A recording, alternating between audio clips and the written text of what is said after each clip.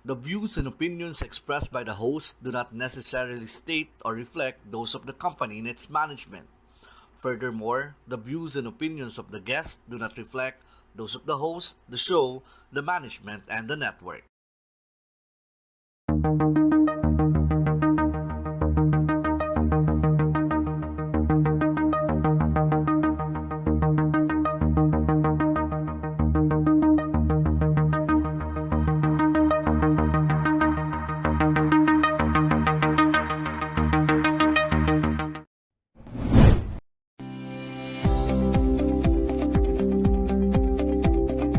It's another day on Women Wednesday on Talk Live Channel's Women Empowerment. So each of us has our own story to tell. So Yes. may mga kanya-kanya tayong magagandang storya na pwedeng makapagbigay ng inspirasyon sa bawat isa. Our goal is to inspire many women and to empower many women with regards to kung ano man yung mga challenges that they are going through right now, kung ano man yung mga pinagdadaanan ng ating mga kababaihan. Naniniwala kami that women can be inspired and women can be empowered. Dahil winning moments po ito para sa ating lahat.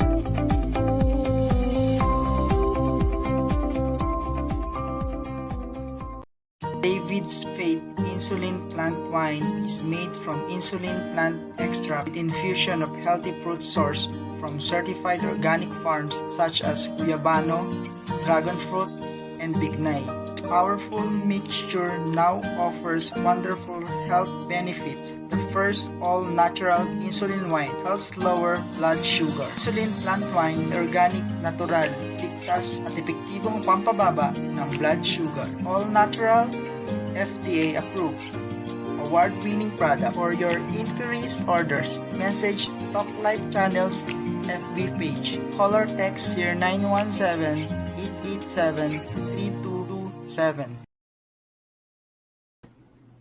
Yes, and we're back. Maraming salamat po sa gabing ito at maraming salamat sa patuloy na pagsuporta sa aming Women Wednesday dito lang sa Talk Live Channel. By the way, this is Coach Annabelle and of course, hindi lilipas ang oras at ang gabing ito na hindi ako sasamahan ng nag-iisang si Coach Dalia Alcaraz. Good evening, Coach! Good evening, Coach Annabelle. Good evening to all our viewers ng Women Wednesday. Once again, welcome to all of you tonight here in Talk Live Channel. Don't forget to like our page, share it sa mga gusto ninyong ma-inspire, ma-encourage, and of course, subscribe din kayo sa ating YouTube channel. And of course, we're happy. This is another inspiring night wherein we will be sharing with you a special guest with us. And later on, malalaman natin ang story niya. Coach Annabelle. Ayan, sabi nga natin basta women wins, panalo ang mga kababaihan dito. Coach Dalia, bago natin ipakilala ang ating woman. Actually, kasi sabi nga namin, hindi naman kami pwedeng mag-guest dito ng lalaki. Laging babae lang. But anyway, pag-usapan muna natin yung mga nakaraang episode natin. Kasi I believe this will be our last episode for women in ministry. Tama ba ako, Coach Dalia? Yes, so for ito yung last episode natin, siguro for the season ng yes. Women in Ministry. And we'll later we will talk about ano yung mga susunod naman nating tatalakayin dito sa Women Wednesday. So to parang recap natin doon sa ating mga nakaraang guest, meron tayong naging Woman in Ministry na guest na she talks about the Kids for Jesus. Yun yung ministry naman niya. It's an online ministry din. It's an online ministry wherein doon siya nagtuturo sa mga young people na from different places na rin dito sa Philippines, and meron na rin mga international na nagjo-join in that Zoom. Zoom yes. virtual meeting. So, one time napanood ko yun, one time parang nasilip ko yung style niya sa Zoom. So, meron siyang mga talaga, minsan may mga gadgets siyang ginagamit. Yes. Meron siyang mga, di ba, kung ano-anong, yung anything na parang visual aids. Parang very visual yung learning na matututunan nila. Actually, my kids joined. It's a 45-minute learning all about biblical stories. So Yes, nakakatuwa na mas easy to comprehend for the kids when they join the biblical, parang Bible study for kids. So for kids yun. so you may visit Kids for Jesus page. Mm. Actually exclusive po 'yon. Pwede po kayong mag-message doon sa page na 'yon for you to join. So, yes, then I remember also another episode na-invite din naman natin yung isang guest natin. Siya naman yung sa Brigade Philippines. Yung parang mga, for young people naman yon na talagang yung mga schools, may mga different schools or mga different organizations. International.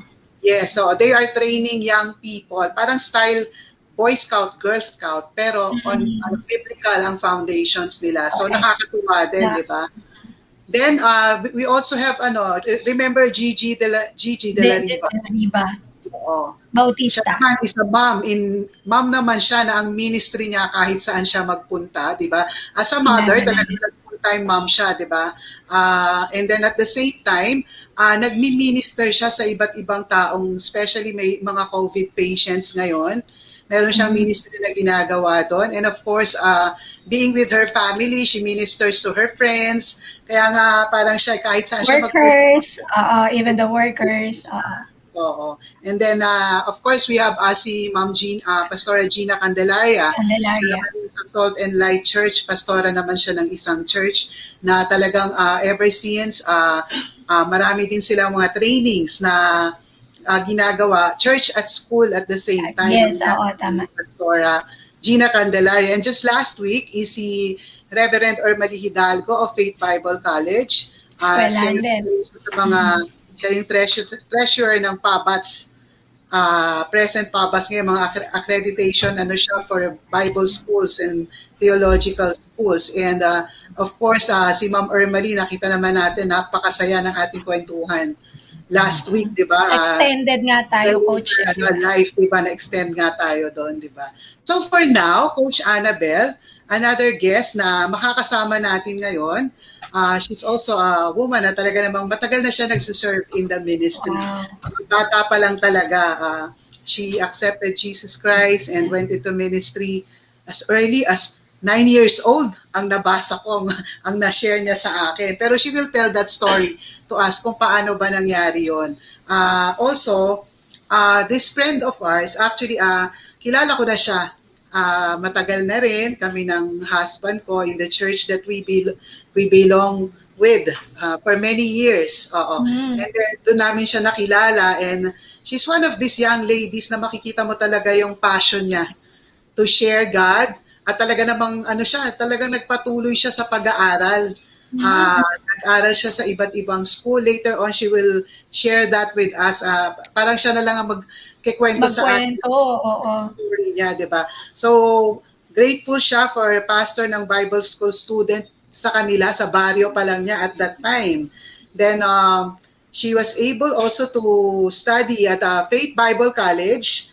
And at the same time, nagtuloy siya ng masteral niya on Intercultural Studies in Asian Theological Seminary. Then, she's part of the church planting ministry, and she will tell us more about the church planting ministry as we go through the program. So, maybe, Coach Annabel, kailangan na nating makasama siya here with us. None other, ladies and gentlemen, our special guest for tonight is none other than, hindi ko alam kung tatawag ko sa kanya eh. She's a reverend, she's a pastor, she's a coach, di ba? Let's call her Reverend Let Malaluan. Ayan. Laban lang po, Coach. Kasi alam namin nahihirapan kayo, pero magandang gabi po. At salamat po sa inyong pagtugon sa aming imbitasyon dito po sa Women Wednesday. So, diretso lang po tayo. Kumusta po kayo, Coach Let or Pastora? Let lang, And kasi ano lang siya, gusto niya magpatawag lang na Let at saka Coach Annabelle, she's still very young, ha? Oo nga eh, di ba? Pero, pero ako excited ako dun sa pag-uusapan natin kasi the title itself, there is something, alam nyo na, yung lalim ng pag-uusapan. The passion of multiplication. Pero Yeah, sige, let for na lang po. multiplication. Sabay po eh, no? Sabay Sige, Miss pinoko mo. Oo, Baka Miss ikaw Let. ang ipo natin, baka siya ang magpopo sa atin, pero don't Oo worry. nga eh, kasi sa edad. Let. Ngayon, Anyway, parang, wala nang bookingan ng edad dito, Coach Dalia. Alam ko may parehas time for her. Sige, pagbigyan na natin si Let. Let, magandang gabi sa'yo. good evening po sa inyo. I hope you can hear me well. Ayan Yeah. po, I was driving kanina, pero praise the Lord kasi I made it on time for our live streaming. yes, so, So, may hint na po kayo kasi Ate Dalia po ang tawag ko kay Coach Dalia. yun talaga tawag niya sa akin, ate. Ate niya ako ever since. Mukhang sa akin tita, no? Yes, So, so, Coach Annabelle and Coach Dalia na lang po tatawag ko sa inyo. People call me also Coach Let. So, sa ECC po sa work na ginagawa ko po, hindi po ang madalas na tawag sa akin. okay. Sige, Let. Siguro, let's start with tell us more about yourself. Sino ba si Let Malaluan? Could you tell us more? Naku, marami po akong pwedeng sabihin sa inyo about myself. Kwento ko lahat yan. Okay, yan. Yeah. Okay, let's start po with the location. Usually po pag tinatanong ako, taga saan ka? Di ba? Yun usually tanong sa atin. Ako Yes, po, una ko oo. pong response, what do you mean ng taga saan? Taga Kasi saan? pwede pong saan ako pinanganak, saan ako nag-aral, saan ako na-destino ng church planting, Oo, saan ako lawak, nakatira ngayon. Those are different places. So, So, I'll start, specifically, so specifically po, I was born in Santa Elena, Camarines Norte. That is in Bicol Okay. region. wala na. Opo. So, nag-spend din po ako ng time sa Quezon City. Doon ako graduate ng kindergarten. Bumalik sa Bicol for my grade school. So, doon ako graduate ng elementary. Nag-high Okay. school po ako sa Taytay, Rizal. Talagang saan? Naikot ko po yata ang Luzon area. Oo, North to south po tayo ng Luzon Island. So, na-graduate po ako ng college sa Quezon City. So, I started po sa university, sa isang university sa Manila, UST. When I received God's call, iniwan ko po yung university, I enrolled sa Faith Bible College. So, I Yes. graduated there in 2000. Ang first church planting assignment ko po ay sa Lawag City. So, from Lawag Bicol City, to ang Lawag, layo medyo na malayo po yun. Dulo sa dulo po tayo ng Pilipinas. And currently po, I'm residing sa Tarlac City. Mm. So, Sige. makita ko, Coach Annabelle, kung saan-saan nakakarating si Coach Let. I'll also call her Coach Let. Mm-mm. Sige, we will call her na lang Coach Let para even ang laban ko yung gawing ito. O, di ba? Walang Sige po, usapang puro plan. coaches tayo eh. Okay, coaches. May Yes, oo. I ask, Coach Let, since narinig ko kasi kanina, no, Coach Dalia, about church planting. And our topic for tonight is passion for multiplication. Maybe we could start with that.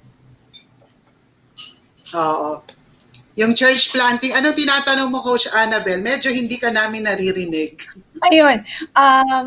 Since di ba kanina narinig natin, it's all about church planting. So what do you mean by that? So everyone would know. Sige. Tapos kasi, ano yung alignment niya with our topic for tonight, the passion for multiplication.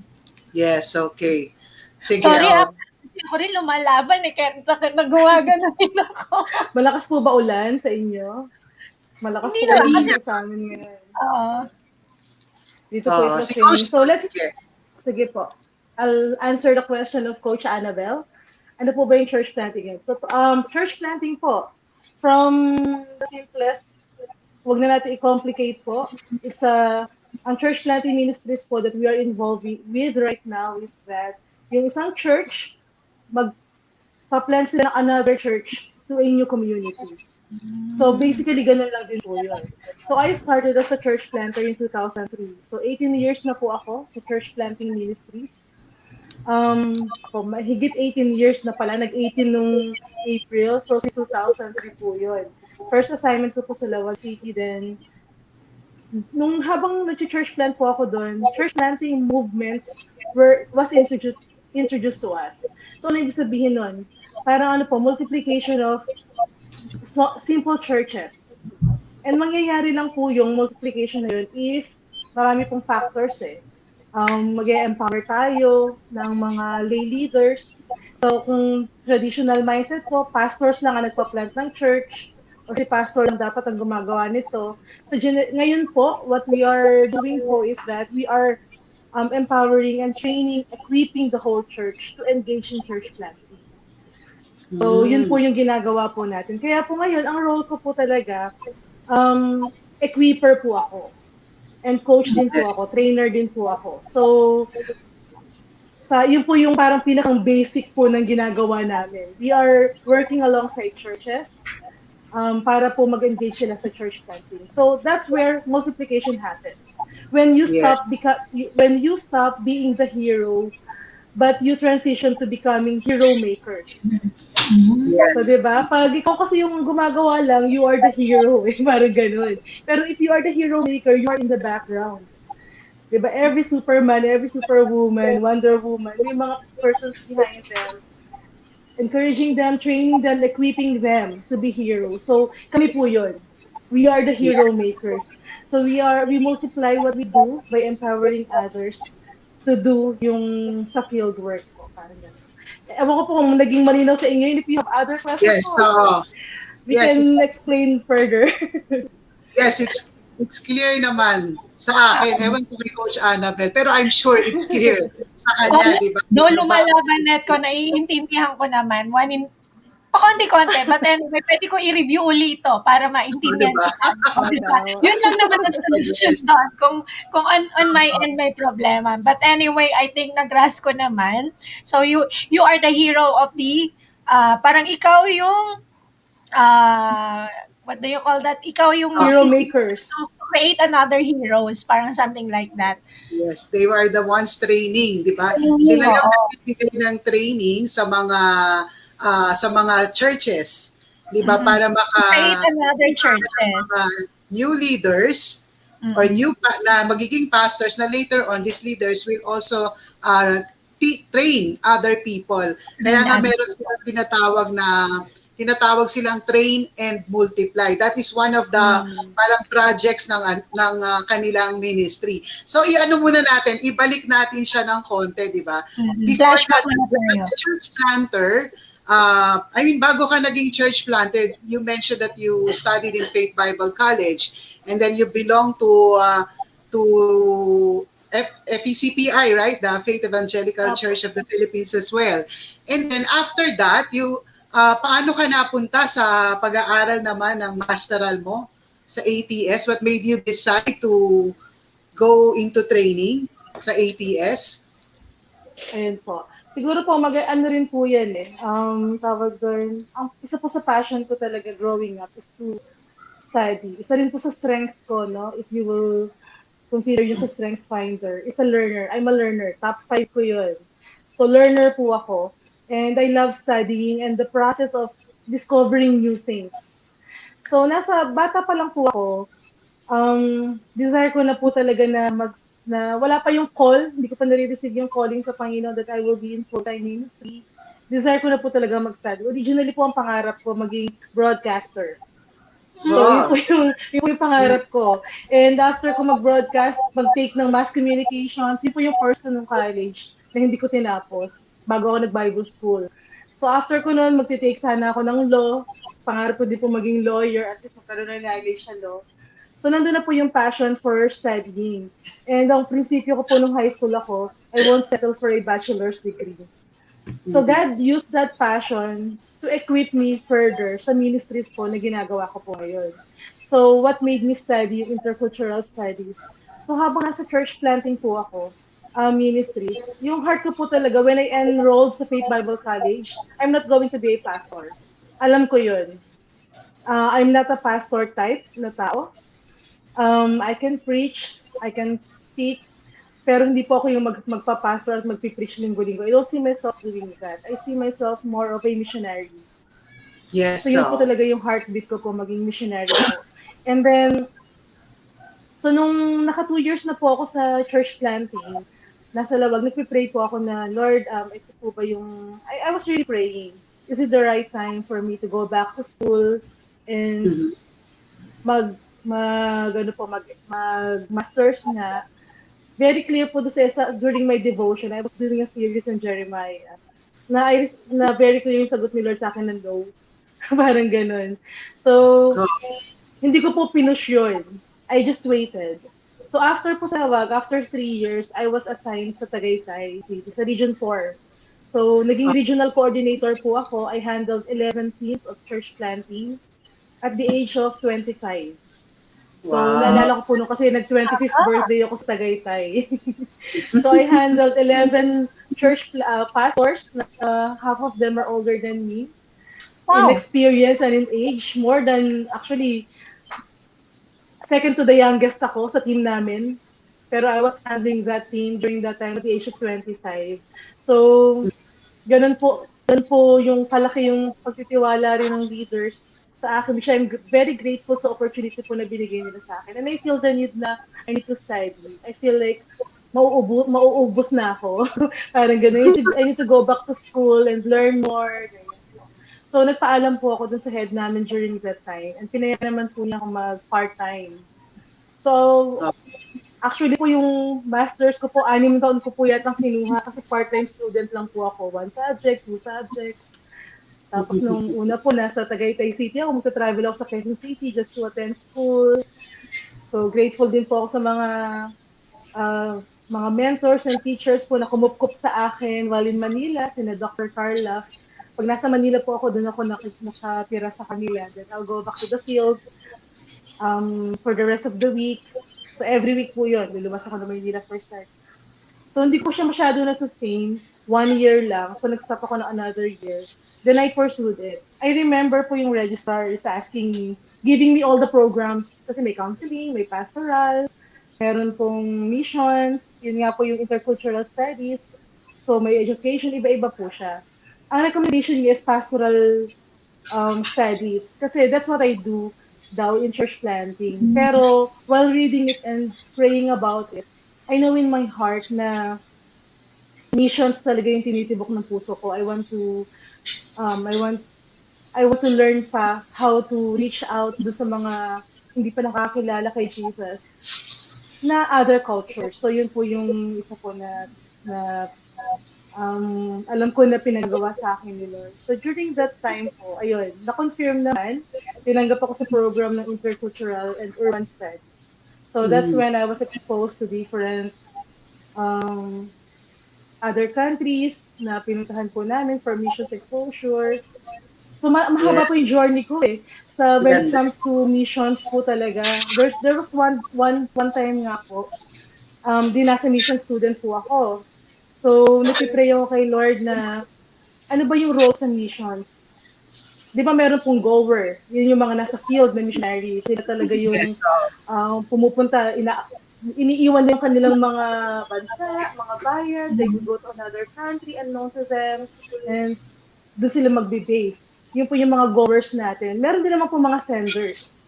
So yung mga senders, they stay in their country, pero they help other missionaries be prepared for their missions.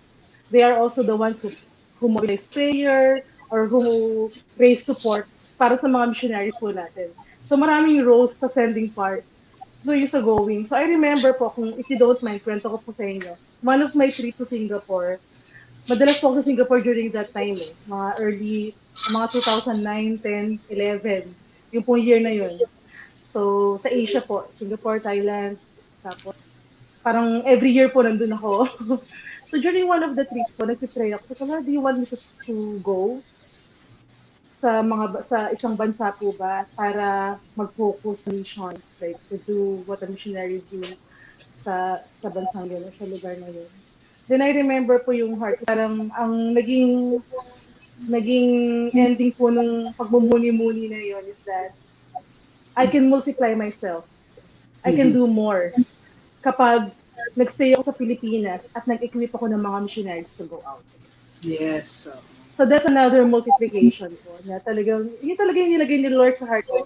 How do I multiply myself? How do I not just duplicate myself, but to multiply? So share Yes. yung pinag-aralan ko, paano ko i-share sa iba, equipping them, preparing them to go out. In that way, wherever they are, it's an extension of myself. Parang ganun po yung nangyayari. And I continue to support that.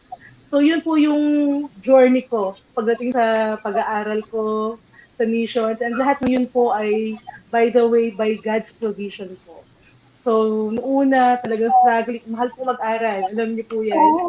Lalo na po ang mga graduate schools natin. Pero, Grabe. by God's grace and provision, may mga tao, organizations na naniniwala sa atin at sinusuportahan po nila yung pag-aaral po. So, produkto po ako ng mga taong yun. And we thank them for that. So bago tayo magtuloy-tuloy, coaches, no, it's already 7:26. So parang nagsisimula pa lang tayo sa kwento, no? Hindi pa tayo gumigitna. Tapos nangangalahating oras na pala tayo. But Grabe. anyway, with that, we would like to say thank you muna sa aming brand partners and sponsors. Worried about living with wrinkles and fine lines? Thought youthful and supple skin is unachievable? Think again. With Arian's collagen, you can achieve better looking skin with just one vial. Arian collagen has fish collagen, vitamin C, sialic acid, elastin, and hyaluronic acid that can give you the soft, bright, and radiant skin you've been dreaming of. No filter, no fake glow, just youthful looking skin. Grab a box of 14 mixed berries flavored vials for only $9.99 and start your journey to great skin.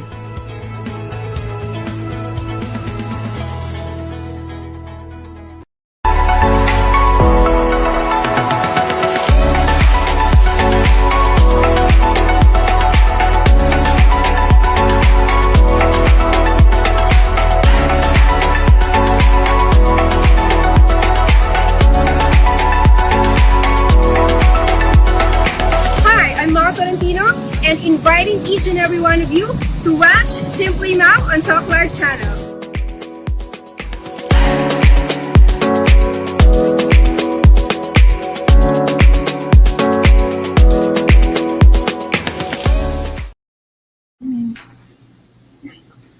And we're back, Coach Dahlia and Coach Yes. Lex. Yes, so let's. So kanina na pag-usapan natin yung ano mo, 'di ba, yung school time mo at especially yung course mo na kinuha, 'di ba, sa ATS na yung intercultural studies, 'di ba? It actually helped you kasi you are going to different places, you are meeting different people. Siyempre, yung kada lugar na pupuntahan mo, may kanya-kanyang naging kultura na yan, 'di ba? May kanya-kanyang mga parang meron na silang mga traditions and cultures, and I'm sure it helps you a lot, 'di ba? Yung mga natutunan mo rin, and yung exposure mo sa iba't ibang lugar, meeting different people, nakakatulong siya talaga, 'di ba, sa ginagawa mong ano ngayon, ministry. Oo. And Coach Annabel, gusto ko lang ipakita kay meron lang akong gustong tanungin din kay Coach Let, actually regarding doon sa meron akong photo na gustong i-share lang kay Coach Let. Parang may mga photos na gusto naming tanungin ka about those photos bago tayo Sige po, tuloy-tuloy go ng ahead. Sige, let me do the sharing. Oo. Sana Si makisama Coach ang Annabel will ating share us that internet. photo. Oo, kasi kanina ayaw niya makisama sa amin eh. Ayan. Oo, yes. Nakikita na po ba? Yan, Ayun, very yes. good So, naman. nakikita ko na, Coach, Sige, yung next, dyan. Sige, yung susunod na photo dyan, Coach. Ayan. Actually, si Coach, si Coach Let, yan. Natuwa lang ako na nakita ko yung mga photos mo. Kasi laging nakasmile ka, Let, kahit saan ka magaling, lagi ka nakasmile. Kaya sabi ko, you cheer up people with yung smiles mo. Ay, nakita ko lang naman yung photos na yan, kaya natuwa ako. Next photo, Coach. Kala ko pagkukwentuhan natin kung saan-saan to kasi namimiss na pwede tayo. ko Pwede Kwento, makakaalala mo ba, Coach? Makakaalala pa ba nila? maalala ko po. I remember those places. Tell us more about these photos, Let. Kasi kung Okay, saan ka let's start with sa naka-shades na may kape. That's in Manila, yung Capitolio, yung coffee shop doon sa may Manila, sa front ng Okay. City Hall. Then, syempre, yung graduation ko po yung gitna. Then, yung naka-shades na isa, that's in Cambodia. I remember that. Pala yan. Kita mo, nakarating ka ng Opo. Cambodia. So, ito yung ano na, yung ministry mo na, coach. Actually po, maganda po yung kwento dyan. I would like to share you the story. Balikan ko po yung sa Cambodia. Yung sa taas po, sa Tarlac lang yan. Then yung sa kanan naman, na may kape rin, sa Laguna po yan.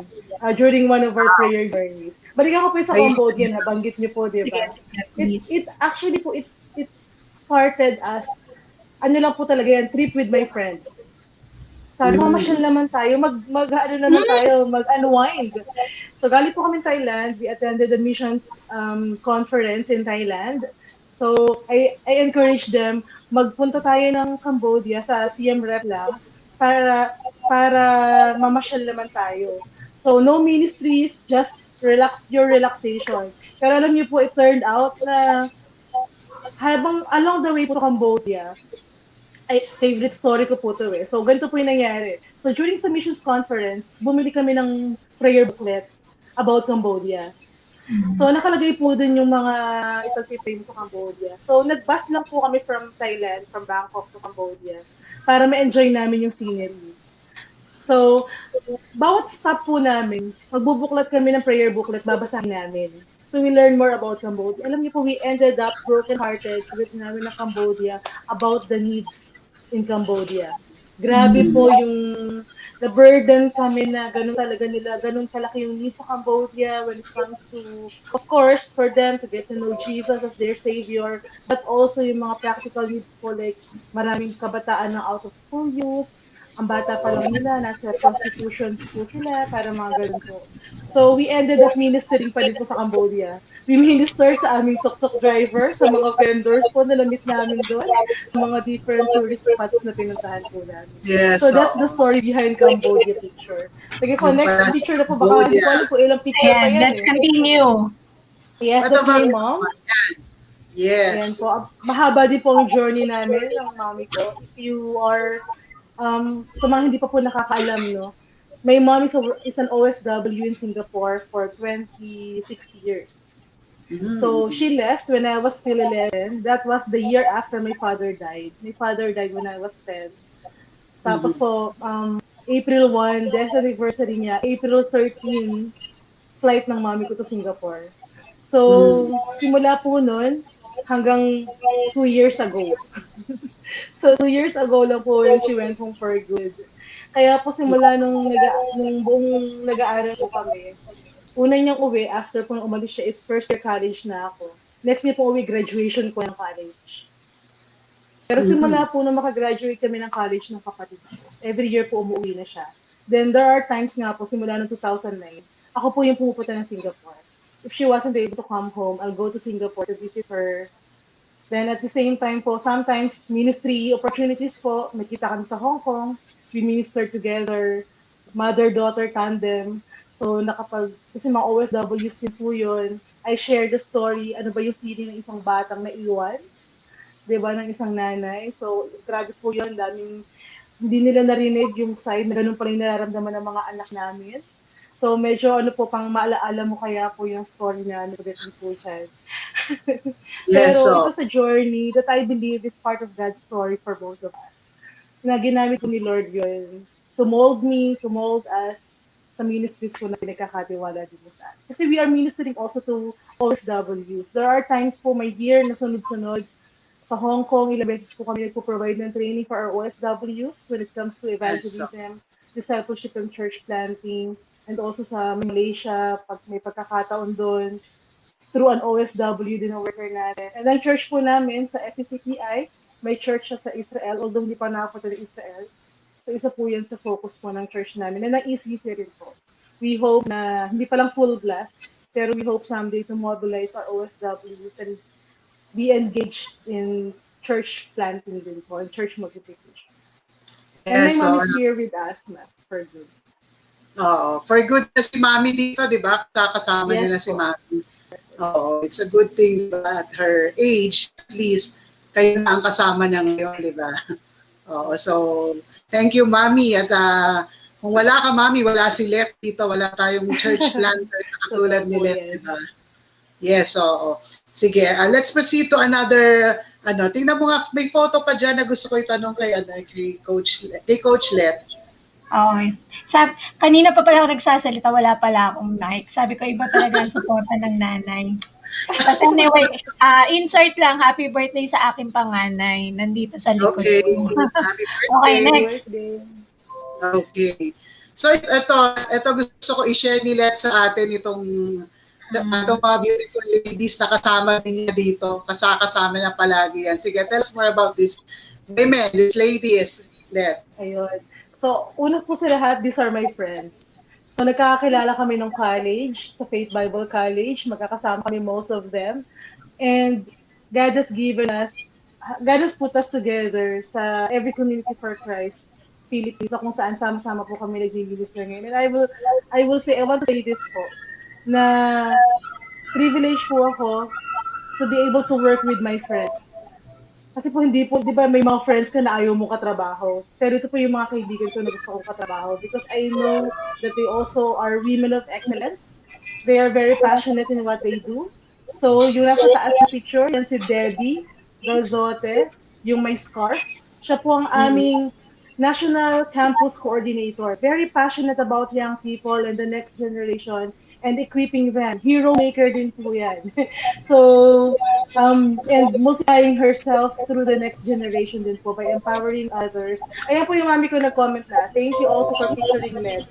Mami ko po yan. Yes, Nakita ko nag-comment eh. Okay. And we are also So, thankful to Mami Hilda kasi may net. nanonood pala siya. So, si Deb po sa ECC po ngayon, kasama po siya ng core team namin sa national level. And she works with mga kabataan po. So, isa po yan sa passion niya talaga. Ako po, mahina patience ko sa kabataan. Akala ko dati, pang young people po, kasi I started with that eh. Yun po yung ministry ko among the young people. Pero when I get the chance to train adults, mas na-enjoy ko po yung adults na i-train, i-equip, mga college students, gano'n. Lalo na po ngayon, no, with the hindi naman ako ganun katanda, pero ramdam ko yung generation gap sa mga Gen Zers natin. So, older millennial po ako. So, pero ramdam ko po yung gap sa mga Gen Zers po natin. Pero si Debbie po, grabe. Yung passion niya for them to reach out sa kanila, engage in communication, conversation. Tapos yung nasa gitna naman po si Abby. Magkapatid po sila. Si Abby Galzote naman po ay part din po ng core team natin yan. And siya po ang aking best friend, si Abby. Nakilala ko rin siya ng Bible College, then nakateam ko siya sa Region 4. And then ngayon po siya po ang aming National Training Coordinator. And sobrang laking tulong din po yun sa leadership team po namin. Si Abby is a teacher by heart. Talagang desire po niyang magturo. So she prepared herself to be a teacher sa Bible school. So sa Faith Bible College din po graduate ng mga yan. Pero nakita rin niya yung sarili po niya. Multiplication na pinag-uusapan natin, so I will highlight multiplication po sa buhay namin. Nakita po niya yung sarili niya that she can multiply and train more. Not just inside the Bible school, but even outside. Like looking at the lay leaders sa mga churches po natin. Diba? To equip them, to train them. Dahil sila yung nasa field, sila yung nasa work, sila yung nasa school, sila yung nasa workplace po, marketplace and all. And equipping them, through them, by equipping them, she is able to multiply disciples as well. Like equipping them to disciple and make Jesus known to the people in their workplace. So yun naman din po yung passion po ni Deb at ni Abby. So, yan, sa faith yung background namin sa baba po, laon yun. Yes, alam mo, Coach Annabel, itong tatlong to lagi itong magkakasama. Especially si Abby at saka si Coach Ted. Noon pa yan, ang tagal na. Pag may pupuntahan siya, laging kasama yung mga yan, di ba? They're a team talaga and they work together. Ang galing nila as a team, di ba? At mind you, Coach Annabel, these are all single ladies. O, di ba? Talagang ang first love nila is God. And siguro they're still waiting syempre sa God's best na partner para sa kanila. And nakakatuwa siguro, sabi ko, siguro malaking blessing kung sino man ang makaka-partner ng mga young ladies na ito, dahil these are dedicated women of God, and I'm sure alam nila kung paano mag-alaga o magmahal ng isang partner na ibibigay sa kanila ni God, di ba? Hindi Yun, lang sige. partner, hindi lang coach, hindi lang partner kasi community sila, church leader sila. So they would really know how to handle a relationship well. So naniniwala ako doon, Coach Let. Diba? Amen. Sige, next in the photo, 'di ba? Kasi usually kita mo pag nakikita mo yung photos nila, May kahit saan kwento. nakakarating sila. Yan, let talk about this Coach Let. Let talk. Ayan. So, ito naman po ay, hindi ko alam kung saan magsisimula. Iba-ibang picture po yan eh. So, yung una Yes. na lang po yung sa kanan, si Pastor Larry, tsaka si Sharon. Dr. Larry Freed and Sharon Freed. Sila po yung aming international coaches and CMF po, Church Multiplication Facilitator. Kung sino ako bilang coach, ito po ay dahil kay Dr. Larry Freed and Sharon Freed. So, sila po yung nag-equip sa amin since 2014 to be coaches, how to empower others din po. Yan, sila po, grabe po yung contribution nila sa ministries po na Every Community for Christ Philippines. Tinuruan niya kami ng skill set ng coaching, listening, asking great questions, and celebrating small wins and successes of other people. So yan po yung desire namin as coaches, is to really see other people succeed sa kanila pong mga buhay, sa kanilang ministries. Sa kanila ko po natutunan yon. Yung susunod naman po, sa po yan yung anniversary nila yan sa Makiling, Mount Makiling Recreation Center. Sa taas po yung susunod na picture naman, we are with Bob Federlin. Siya po ang president ng One Mission Society. Ang Every Community for Christ Philippines po, where I'm serving right now, is under the umbrella of One Mission Society, which started in Japan in 1901. Sila rin po yung nag-plant ng church, ng Faith Evangelical Church of the Philippines. So, One Mission Society po yun. Ang Every Community for Christ po is under One Mission Society bilang church planting arm po niya. Church multiplication arm. Hanggang ngayon po yun. So, ECC is not just in the Philippines but in over 50 countries. So, ito po yung picture na yan. Then po ay sa Manila Hotel. When they visited few years ago, when they visited our field. And of course, kasama po dyan si Pastor Larry pa rin, si Ma'am Sharon, tsaka po si Abby nandyan, and yung dalawa kong pong pinsan. So sila po yung aking to-go-to kapag kailangan ko po ng assistance. So they have the hearts to serve as well. Like ito po yung time na yan, sila po yung nag-drive para po makapamasyal itong mga missionaries po natin. So sa baba naman po, dun po unahin ko po yung nasa kanan ko sa screen natin. Yan po ay with, si Pastor Nolo Baduy is one of the leaders po sa National Church, PMA. No? Siya po yung director ng Philippine Missions Association. And masaya po ako na to work with him, to work alongside him. Isa po siya sa mga leaders that I look up to, na naniniwala din po sa ginagawa po natin. So I was able to guest sa PCEC, it's because of him. And he works alongside us din po, he adds value to what we do in church planting. And sa missions, of course, dahil siya po ang missions director ng Philippine Missions Association. So kasama ko po dyan si Pastor Mar, ang ating former country coordinator, at saka po ang dating director din ng GFM or Global Filipino Movement. Isa po sa mga partners po natin yan. They focus naman sa mga OFWs. And yung last picture po, syempre tapat po yan ng White House when we went to the US in 2016 po.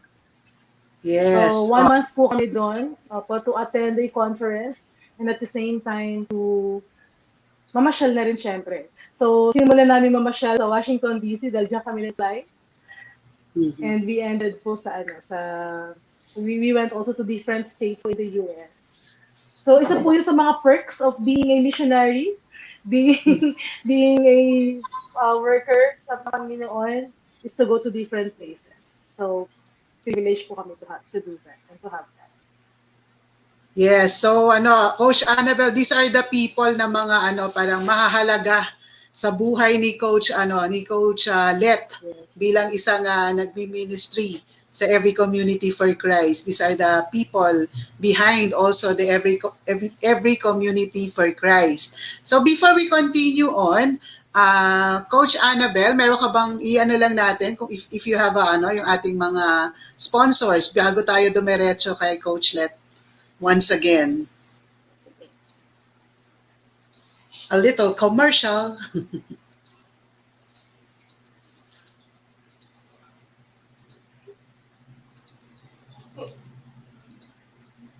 Nakamute ko yata. Nakamute si Coach Annabel. Ayan. O, diba?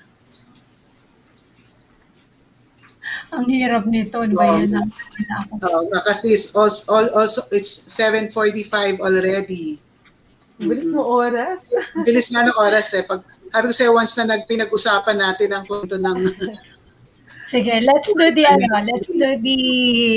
break muna. Break muna tayo by saying thank you sa ating mga brand sponsors. Pero bago yan, Coach, gusto ko munang i-ano mo to. This one. This is about LifeWave. Oo. Yes, LifeWave is it's a patch. Kung familiar kayo, new technology ito when it comes to stem cells. It is a patch na pwede mong ilagay in any part of your body. And where there is ginagamit natin dito yung about acupressure. Doon mo siya ilalagay na connected sa different points in our body. So activate your stem cells with X39. This is an amazing patch na kung meron kang iba't ibang challenges when it comes to your health, there are different patches din na at the same time nagagamit natin here. Meron tayong mga for inflammation, meron tayong iron patch. And then for other patches for energy, meron din tayong tinatawag na mga patches for all of that. So basically, ang pinaka-latest nila is the stem cell patch, which is X39. It helps delay the aging process. New technology in stem cell.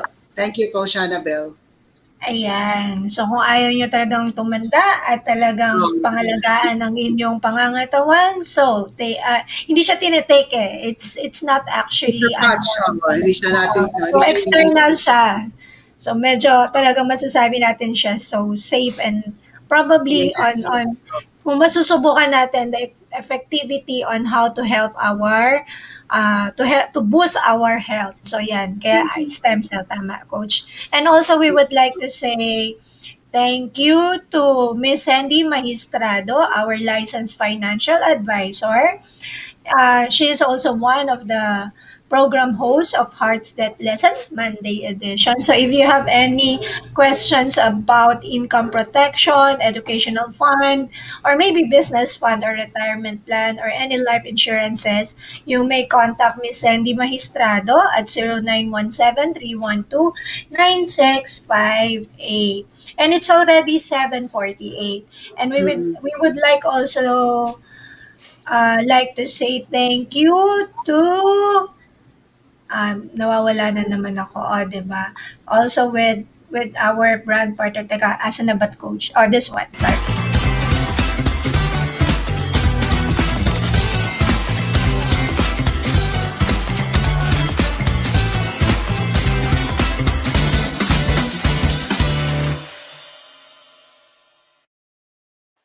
So, ang hirap na nun, hinahanap mo technical, tapos nagmamagal na ito. Yes. Balikan natin si Coach Let.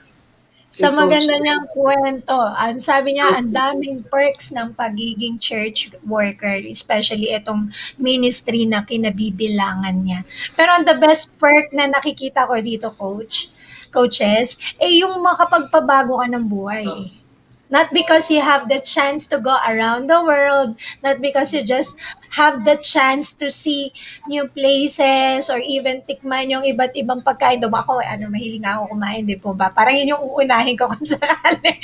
Mahirap naman, aminado naman tayo. We also need fuel for our body, but we also need fuel for our soul, and spirit. But then, sige, diretso ang kwentuhan with Ma'am Let. Yes. Oo, yes. Ang gusto ko na may tanong kay Let ngayon, in the ministry, di ba, for many years, ano naman yung mga masasabi mong parang mga challenges na talagang hinarap mo, mga struggles mo in the ministry, and how were you able to overcome it? Okay, thank you po, coaches. Bago ko sagutin natin Daria or Coach Daria, grabe po yung pinaghugutan ninyo ng mga pictures ko sa Facebook, ano? Marami pa, Na-compile coach. niyo, Kaya lang na-compile hindi niyo yun, ha? Oo, Sige. inumpay ko na Ang galing. ng pwede Ito, magsama-samahin. Galing mag-research. Dito, coach, sorry dito tayo hahanap sa pinaghuhugutan ni Coach Dalia ng tanong. Ayun, Oo. ang ganda niya. Sige, mamaya, oo.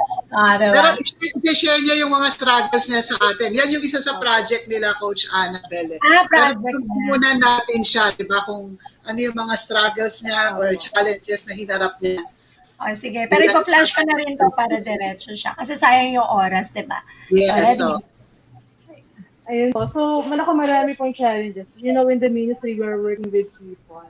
And working with people is always a mess. So, alam po natin yan. Kaya po yung mga natutunan po natin how the Lord is changing us, yung change of character, it helps us also na ma-improve pa yung working relationship natin with other people. So, when I started, very young, ang dami ko pong ginawa noon na kung naisip ko, immature ko talaga. Pero those have been my learning experiences as well to where I am right now. Sabi nga ni Coach Annabelle kanina, yung mga perks, hindi nakikita yung mga behind, yung hirap. Nakikita lang yung picture na magaganda. Pero sa totoo lang po, mahirap mag-travel. Yung mga sleeping, tawag din yung mga tinutulugan, hindi laging comfortable. So those are physical challenges lang po yun. Pero ang pinaka-challenging po talaga is working with people, especially when you're in the leadership. Ako po na nagsisimula, being young and being a woman. Kaya naging favorite verse ko po yung sa Timothy na don't let anyone look down on you because you are young, but set an example for the believers in speech and love, in faith and in unity. Kasi po, so, syempre, pag bata ka, tapos ako po, malakas ang loob ko very confident, I speak my mind, so medyo nakaka-receive po ng pushback. So, nung natutunan ko yun, naglaylo na rin po ako. That's how, nung nakaka-receive ako ng several pushbacks, and nasasaktan na ako, sa mga pushbacks na yun, that's when God is teaching me, I know, na to be prudent, to be wiser, diba? To be discreet, when to speak, when to shut down, when to shut up, diba? When to speak, so yung mga bagay po na yun. Those are part of my journey and the challenges I face. Being a woman also in the world of men. Because in the ministry po, maraming pastors. We work with different pastors. So, nung una po, parang pag nag-iisa kang babae, automatic secretary ka. Hindi po ako magaling mag-secretary. Hindi ako magaling magsulat. Ang pangit ng sulat ko sa totoo lang. I love talking more than writing. Tapos kapag may ministry po kami overnight out of town, parang dahil babae ka, magluluto ka, sa kitchen ka. Hindi rin po yun ang aking strength. So, ang strength ko kumain, pero hindi magluto. So, parang yun po, parang may stereotyping na kapag babae ka in the ministry, ito dapat ang ginagawa mo. Kaya po, I admire ngayon, I-inspire ako sa mga women leaders in the ministry. Like last week po, di ba, si Ma'am Ermelie, isa siya sa mga teachers ko. So, isa sa mga, definitely, I cannot deny the influence she has sa buhay ng mga estudyanteng katulad ko.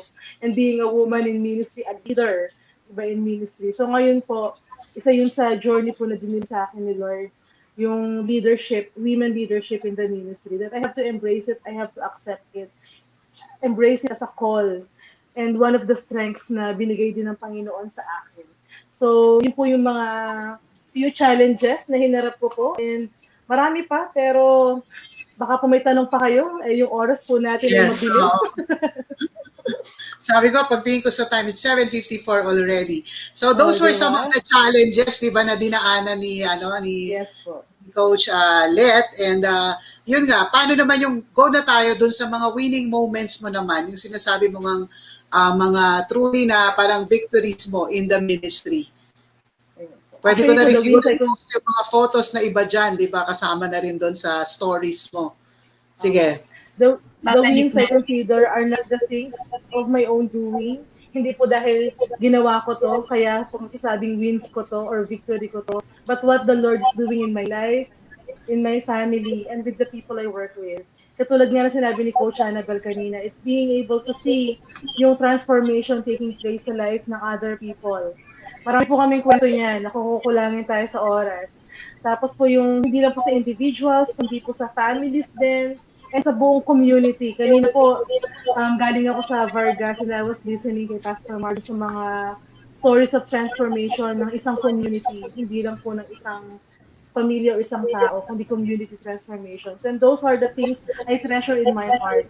Those are yung wins nila, yung victories po nila, I consider it my own as well, being able to be part of what they do. So kahit pinag-pray ko lang sila, hindi naman talaga ako yung involved in directly. So yun po yung mga kino-consider ko po na wins in my life. And in my family po, naging desire ko as for me in my house, we will serve the Lord. And right now po, work ko yung sister ko. So with the graduation of communications, part po siya ng team namin. And lalaki po ng contribution niya. My mom being involved in the ministry, hindi lang sa Singapore, kundi sa Pilipinas. So yung mga pinsan ko rin po na involved sa ministry. So those are sa family naman po namin. And of course, in my personal life po, marami po talagang binago rin ng Panginoon to be where I am right now. And I consider po that na kung sa tingin ko po, hindi po ako natuto, I will not be here. And I will not be able to share these things. So those are some of the victories po and the wins that I consider in my life. Actually, seeing other people's lives transformed. Yes. Nag-comment si Ma'am Ermalie Hidalgo, I am proud of what you have become, Let. Sabi ni Ma'am Ermalie. Yes, so there are some photos here na Coach Annabel, yung some of the photos, briefly nga, these are the ministries that you are doing right now, di ba? Yes. Kanina yung photo is parang Juan Project, ang ganda yung yung parang, yun yung core values nyo o mission ninyo sa Juan Project, di ba? Actually po, kinote lang naman po yun to encourage others. So si Juan, yung character po sa gitna, so yun po si Juan. We are celebrating Juan's transformation. So yung the One Project talaga is our desire is to see churches planted sa bawat communities in every city o purok, sa mga schools, campuses po. And ang bottom line na syempre is transformation of individuals, families, and communities. Kasi naniniwala tayo with the church planted in one community, nagiging agent of transformation yun. Diba? Yung active na church po na who are really active in sharing the gospel to the people around them, making an impact, hindi lang po spiritually but also kanina pinag-uusapan po natin yung holistic approach ng church sa community, nakakatulong siya sa community. So yun po yung desire po natin, to see those churches planted. And we are focusing 5 provinces po noong una, pero ngayon po, nadagdagan po siya. So, Tarlac, Pangasinan, Aurora Province, Leyte, Samar, and nadagdagan po ang La Union, Zambales, Quezon, and Calabarzon po. Focusing first in Quezon and Rizal. So, yun po yung mga focus po namin. Ang lawak ng ministry nyo talaga, Coach Let, talagang kung saan-saan kayo nakakarating, ang dami-daming tao na tutulungan nyo, na re-reach out ninyo, na naitatrain nyo. Itong photo na to, some of the ng mga activities ninyo na ginagawa in the ministry, right? Yes po, yes. Home church ko po yung nasa baba. Home church ko sa Faith Fellowship Rizal. Yung kanina Faith Fellowship. This one. Yan pala. Yan ang Faith Fellowship Rizal. Ito yung kanina gine-explain niya, yung I am Juan. Yes, so yung next naman, Coach Annabel. Ayan, some of the ministry activities. Hindi nga, Coach Let. Marami po kaming online trainings din po ngayon. So, bukod po sa communities, may mga ministry sa children, sa campuses nga po, sa OFWs, mga pastors po that we work with are involved sa squadding ng mga policemen. So, sa mga communities po, projects ng government po natin, we provide coaching training po sa mga pastors po na involved sa mga ganong klase ng work. Like, nung March po, nasa Lucena City kami, and yung isang government agency po doon hosted the training for the pastors. Kami po yung nag-train po sa kanila for 2 days how to be life coaches. So yun po yung pinrovide namin training po sa kanila. Yes, so next photo, Coach Annabel.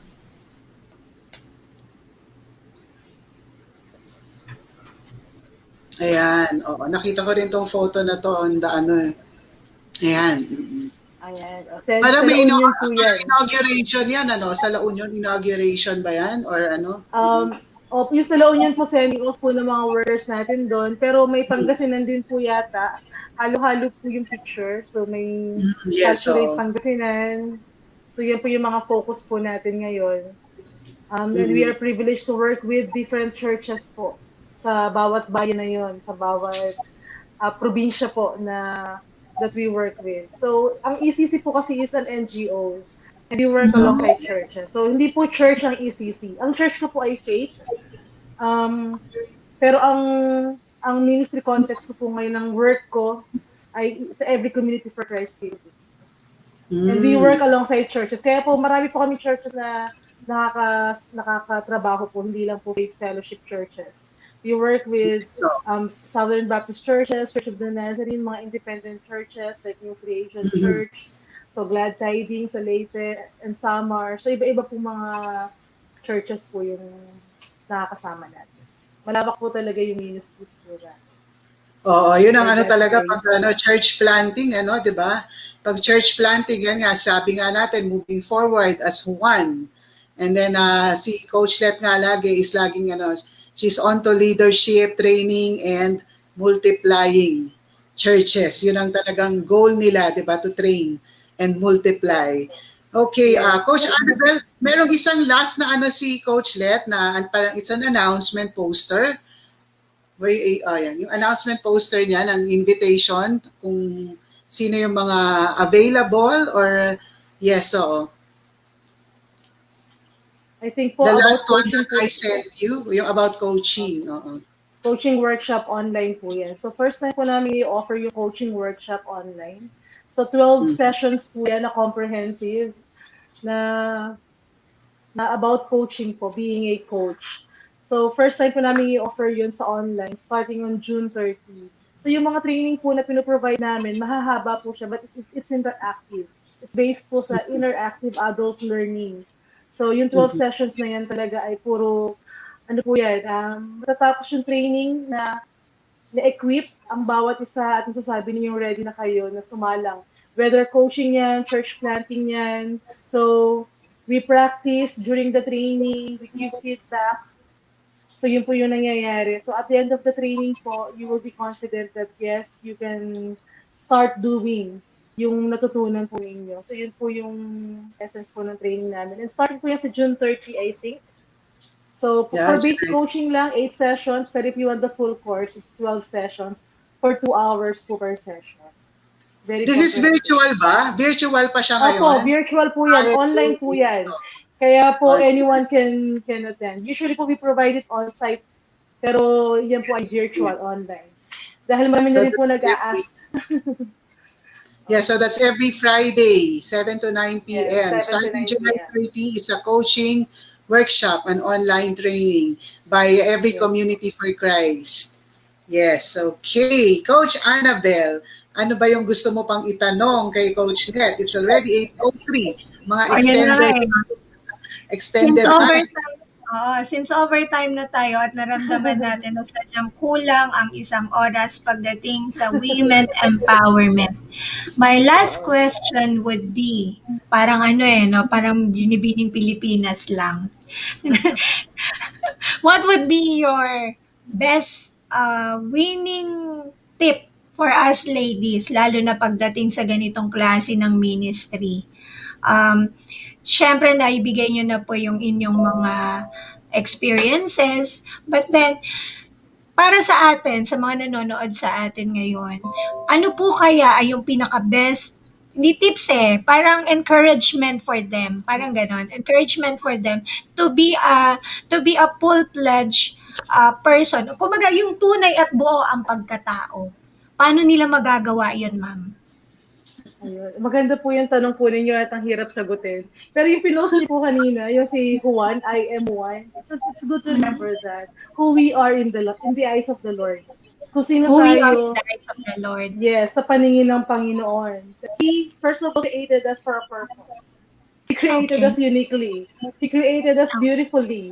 Diba? With all the flaws that we have, we are still created in His image, and that is the beautiful thing na nangyari po sa atin. So by knowing that, yun po yung paghuhugutan natin eh. Hindi po yung kung ano yung ginagawa ng ibang tao. 'Di ba? Let's stop comparing ourselves with other people, but remember who we are in the eyes of our Creator. And He created us for a purpose. And as long as we are fulfilling that purpose, definitely we are winning. And only us po and the Lord can define that. Not other people, di ba? Kahit anong sabihin ng ibang tao sa atin, na bakit hindi mo ginagawa yun? Eh, hindi yun ang pinapagawa sa akin, Lord. It's not my purpose. I exist not to be that. I exist to be the leader. I exist to be a full-time mom. Then embrace that and be thankful to the Lord and be a winner mom. I exist to be a pastor. Then embrace that and be a pastor, winning pastor, di ba? As a woman. I exist to be a teacher. So embrace that and be a teacher. So it's knowing that purpose, who we are in the Lord. So I encourage every women not to compare with themselves with others, but to really seek, Lord, what's your purpose for me? And live out that purpose, and you will be a winner. Yes, thank you. Napakaganda ng shinare sa atin ni Let, Coach Annabelle. 1 million questions or 1 million answer. So, di ba? Napakaraming paghuhugutan, pero isa lang ang patutunguhan. Di ba? Parang ganun. Yes, oo. So yun nga, ako naman, parang thankful ako that Let, nandito si Let ngayon. Nakala ko kanina hindi makakapasok because of internet, di ba? And I'm thankful na nakasama ka namin ngayon. And I'm sure maraming nagmamahal sa'yo, maraming kilala kung sino si Let. And therefore, we are also thankful dun sa message mo na it's important that we know who we are, di ba, in the eyes of God and not in the eyes of men, di ba? Unang-una, first and foremost, sino ba tayo, di ba, sa paningin ng ating Panginoon. So, let's do our part. Kung ano yung purpose ni God para sa atin, yun po ang sundin natin. And make sure na ang witnessing natin is we are created in the image of our Lord. Yun lang po. For Women Wednesday tonight, maraming salamat sa inyo. Maraming salamat sa iyo, Pastora Let, for being with us tonight. Thank you. And thank you everyone. Magandang gabi pong muli sa inyo, and to Coach Let. Maraming salamat po. Yes, thank you so God bless you much. po.